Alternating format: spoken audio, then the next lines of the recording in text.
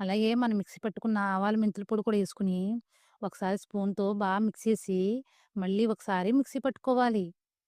Taste చూసుకొని salt అనేది సరిపోకపోతే, కొద్దిగా సాల్ట్ యేసుకొని ఒకసారి మిక్సీ పట్టుకోవాలి. ఇలా కొంచెం బరకగానే మిక్సీ పట్టుకోవాలి. స్టవ్ మీద బాండీ పెట్టుకొని, పల్లీల నూనె పోసుకోవాలి. తర్వాత పావు టీ స్పూన్ ఆవాలేసుకొని, చిటపటలాడిన తర్వాత మినపప్పు, శనగపప్పు యేసుకొని ఒక 2 నిమిషాల పాటు ఫ్రై చేసుకోవాలి. తర్వాత కరివేపాకు, ఎండుమిర్చి, అలాగే కొన్ని ఎల్లుల్లిపాయలు స్టవ్ ఆఫ్ జేసి ఒకసారి కలుపుకోవాలి. ఆ వేడికనేది అవన్నీ మగ్గిపోతాయి. తర్వాత కొంచెం ఇంగు వేసుకోవాలి. ఈ నూనెని పూర్తిగా చల్లగయ్యేంత వరకు పక్కన పెట్టుకోవాలి. నూనెని పూర్తిగా చల్లగైన తర్వాత మనం మిక్సీ పట్టుకున్న పచ్చడేసుకొని ఒకసారి కలుపుకోవాలి. అండి ఎంతో టేస్టీగా, ఈజీగా పండుమిర్చి నిల్వ పచ్చడి రెడీ.